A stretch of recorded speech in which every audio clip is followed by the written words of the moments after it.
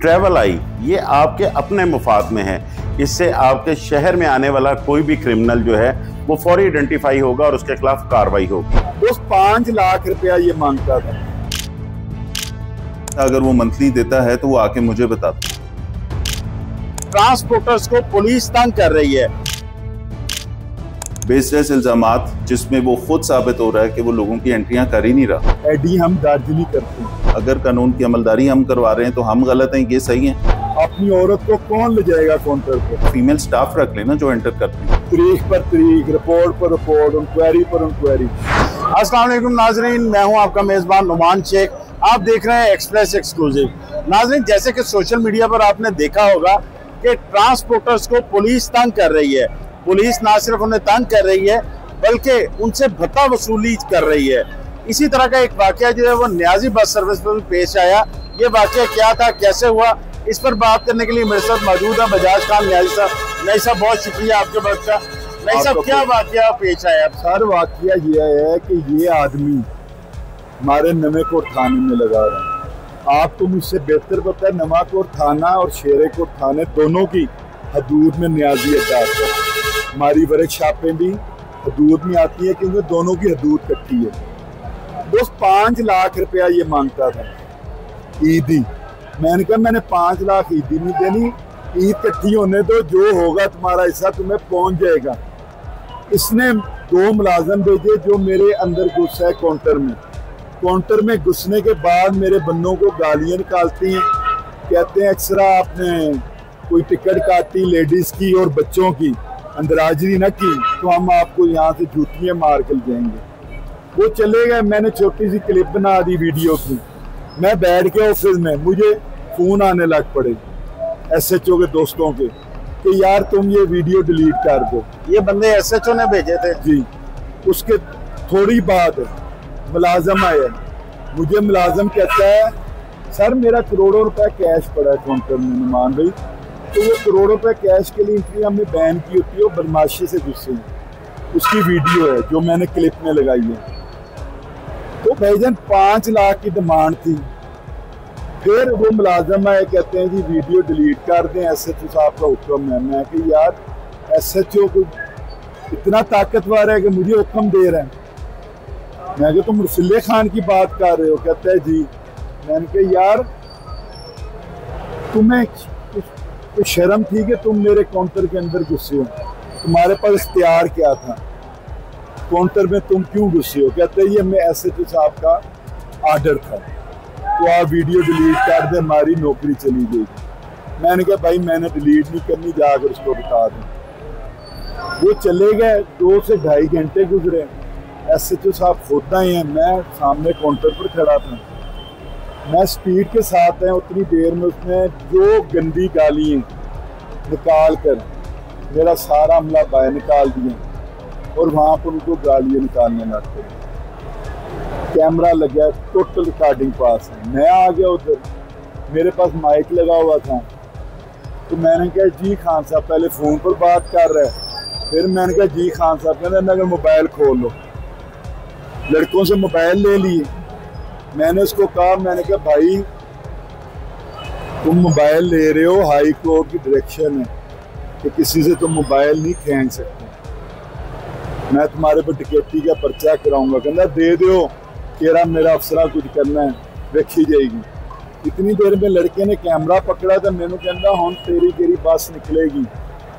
उसकी वीडियो भी मैंने शेयर किया फेसबुक पर। कहता है जो बस तेरी निकलेगी मैं देखना किस तरह जाती है बस।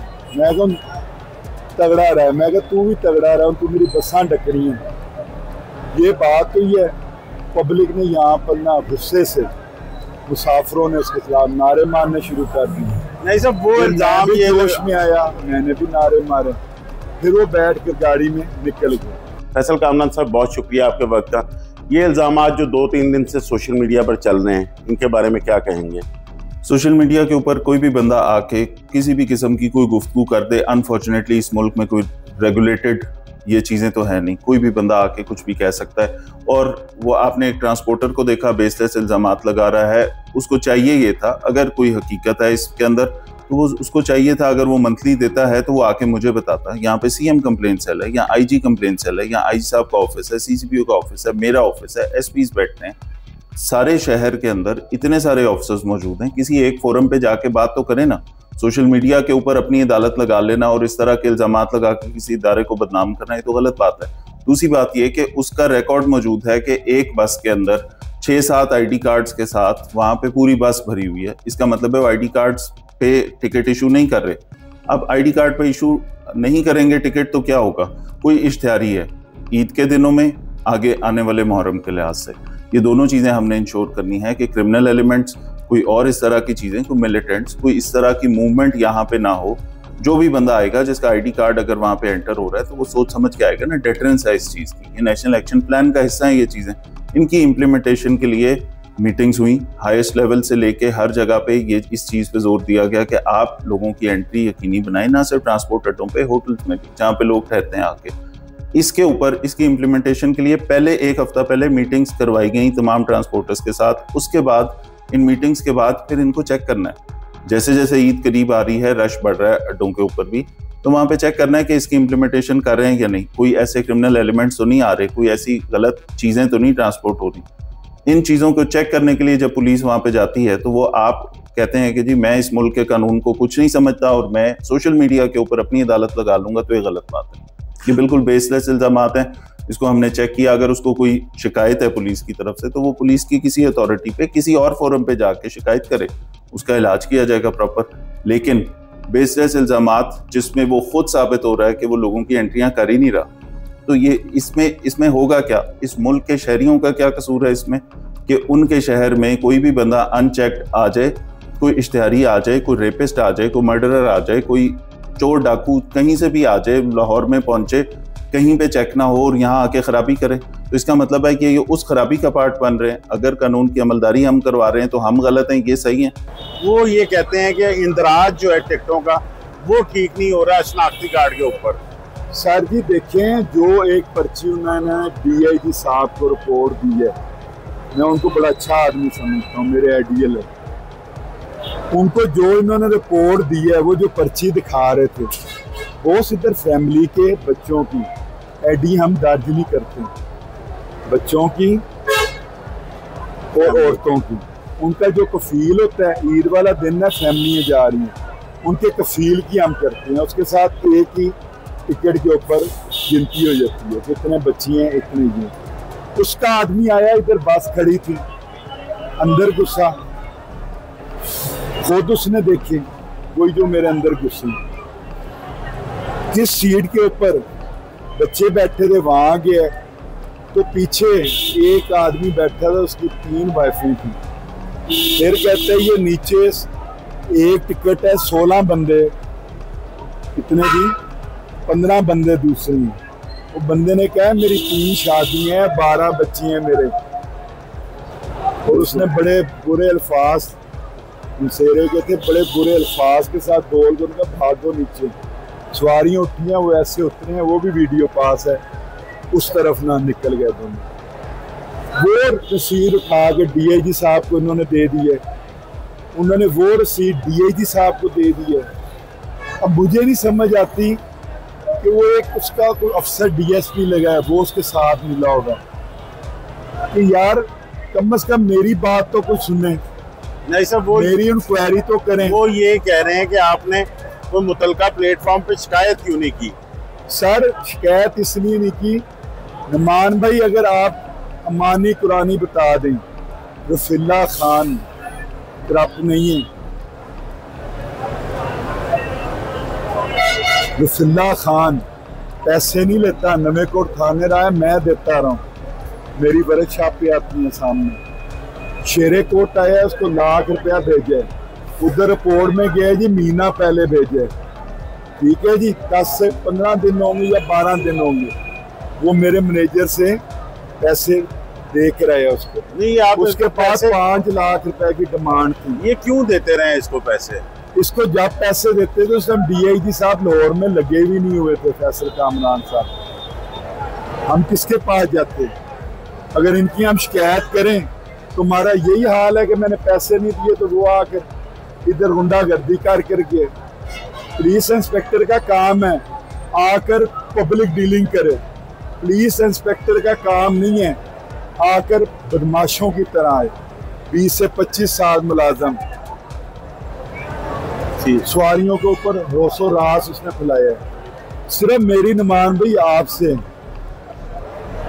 रेफरेंस से एक डिमांड है, अपील है कि इसकी इंक्वायरी कराई जाए, मुझे भी सुना जाए। मैं बताऊंगा ये कितना करप्ट है। मुझे कहेंगे मैं अपने भी सबूत दूंगा, सारा रिकॉर्ड लाऊंगा। जो टिकटों वाला इन्होंने एक टिकट भेजी है, वो फैमिली के बंदे का नंबर हमारे पास है, उसको फ़ोन कर उसको बुलाकर सामने बताऊंगा कि 7 बच्चे और फैमिली जो इन्होंने गलत रिपोर्ट भेजी है।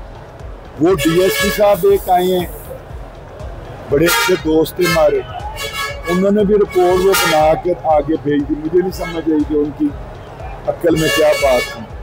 तो आप देखिए कि वो सारा बोकस काम है।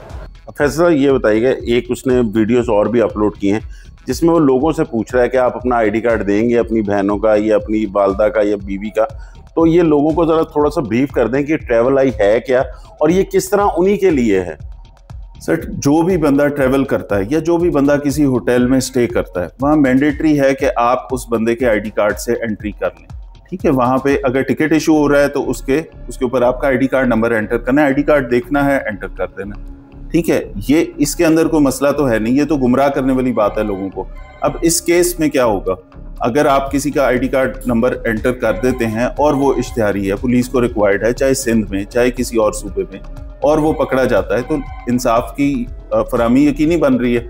अगर वो कहीं पे इश्तिहारी के अलावा अगर वो कोई ऐसी वॉच लिस्ट पे है जिस बंदे का यहाँ पे आना या किसी भी ज़िले में जाना वो इदारों की लिस्टों में होता है, तो वहाँ पता लगता है कि जी फलां बंदा ट्रैवल किया, रिकॉर्ड आ जाता है, तफ्तीश में आसानी होती है, चीज़ों को उनके मंतकी अंजाम तक पहुँचाने में आसानी होती है। अब वो अगर कोई बंदा ये नहीं करता तो वो उस खराबी का पार्ट बन रहा है ना। मैं ये नहीं कहता कि मेरे हमले से गलती नहीं हो सकती, गलती होगी एक अद्धी कोई होगी, ये नहीं हो सकती कि फैमिली के साथ 1 पर 7 बंदे भेज दें, बच्चे होंगे। और आज वो इंसान रफुल्ला खान किसका नाम है, सुबह का अड्डे पर बार बार राउंड लगा रहे हैं। सुबह का कभी कहता है मैं बजाज को पकड़ के ले जाऊंगा, कभी औरतों की कहता है कार्ड वो करो, चेक करो, ज़बरदस्ती बच्चों के बेफारम लो। आज ज़बरदस्ती 1 घंटा वो एंट्रियाँ करवा कर गया। अब आप मुझे ईमानदारी से बताएं, इतना रश है साइडों पर, बोस बच्चों को उठा काउंटर पर कौन ले जाएगा, अपनी औरत को कौन ले जाएगा काउंटर पर। उसने बंदों को धक्के मरवा कर, पुलिस से मैं वीडियो निकलवा रहा हूँ, वो भी आपसे शेयर करूँगा कि एक सैको है जहाँ पे फैमिलीज हैं, जहाँ पे औरतें हैं, जहाँ पे छोटे बच्चे हैं। हमें भी पता है कि उनके आईडी कार्ड नहीं होते बच्चों के, लेकिन फैमिली का सरबराह साथ है, खातून उसके साथ है, उसकी बच्चे उसके साथ हैं। तो अगर एक बस के अंदर क्या 6-7 लोग होंगे सिर्फ जो फैमिली हेड्स हैं और बाकी 40-50 लोग वो होंगे जो सिर्फ और सिर्फ फैमिलीज हैं, तो ये झूठ बोल रहे हैं कि लोगों को मिसगाइड कर रहे हैं। इसके अंदर शनाख्ती कार्ड जब गवर्नमेंट ने हर शख्स का बना दिया तो उसकी एंट्री होनी चाहिए, इसमें कोई बुरी बात नहीं। आपको लोगों की अगर इतना ज़्यादा ख्याल है तो आप फीमेल स्टाफ रख लेना जो एंटर कर लें। ठीक है, हल है ना हर चीज़ का। आपको अगर मेरा जुर्म कबूल हो, मेरे पर FIR दें, उधर ही रेस्ट करें। अगर इसका जुर्म कबूल हो, इधर उसको उधर ही रेस्ट करें, इस पर भी FIR दें। इंसाफ करें, ये नहीं तरीक पर तरीक, रिपोर्ट पर रिपोर्ट, इंक्वायरी पर इंक्वायरी। बैठाएं इंक्वायरी, मैं जवाब देता हूँ। अगर मुझे कहेंगे ये पूरे नवा कोर्ट के एक जगह से जहाँ से ये मंथली लेता रहा, मैं उसकी लिस्ट दूंगा DIG साहब को, उनको कह दें जाकर बहुत से स्पेशल ब्रांच से वो करवा लें, चेक करवा लें। अगर 1% झूठ होगा, मैं जुर्मदार हूँगा, मैं उसका सजा भुगतूंगा। बहुत शुक्रिया। और लाहौर में ख़ास तौर पर कोई सहाफ़ी न्यूट्रल एक बात कह दे नुमान भाई कि ये करप्ट नहीं है, ये करप्ट नहीं है, या इस पूरे एरिए में एक ईमानदार आदमी कह दे ये करप्ट नहीं है, इसने पैसे नहीं लिए, तो बहुत फिर भी मैं जुर्म दूंगा। फैसल एंड पे ये बता दीजिएगा, जो आपने इनके इल्ज़ामात थे उस पर इंक्वायरी जो की है, उसमें अगर ये गलत साबित होता है तो क्या इसके खिलाफ कोई कार्रवाई होगी? बिल्कुल कार्रवाई होगी। इसके ऊपर नेशनल एक्शन प्लान में बाकायदा तौर पे इस तरह के लोग जो इन चीज़ों को, इस लॉ की इम्प्लीमेंटेशन में कोई गड़बड़ करेंगे, उनके ऊपर कार्रवाई का भी पूरा कानूनी प्रोसीजर उसके अंदर दिया हुआ है। ये ईद के दिन है, हम लोगों के लिए हैसल क्रिएट नहीं करना चाहते थे, लेकिन अगर कोई बंदा इदारों के ऊपर बेजा तनकीद, झूठी बेसलेस बातें, और जब आपके पास उनकी चीज़ें साबित हो गई कि आप गलत हैं, तो उसके बाद आप करप्शन का इल्ज़ाम लगा दें, तो इस तरह की, ये हम हर दौर में इस तरह की चीज़ें देखते आए हैं, इसमें कोई बड़ी बात नहीं। हमने अपनी इंक्वायरी की, हमने ये भी देखा कि ये गिल्टी हैं, हमने ये भी देखा कि एक भरी हुई बस के अंदर से 6-7 ID कार्ड हैं टिकट के ऊपर, और वही रिपीट हो रहे हैं सारे टिकट्स के ऊपर, तो गिल्टी तो वो हैं।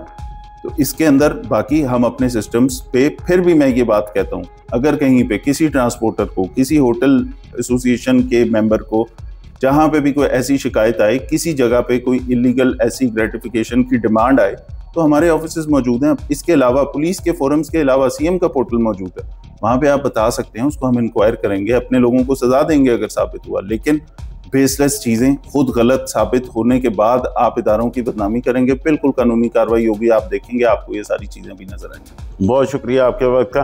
जैसे कि फैसल कामरान साहब ने बताया कि ट्रैवल आई ये आपके अपने मुफाद में है, इससे आपके शहर में आने वाला कोई भी क्रिमिनल जो है वो फौरी आइडेंटिफाई होगा और उसके खिलाफ कार्रवाई होगी। नाज़रीन, इजाज़त दीजिए, जल्द हाजिर होंगे एक नए एपिसोड के साथ।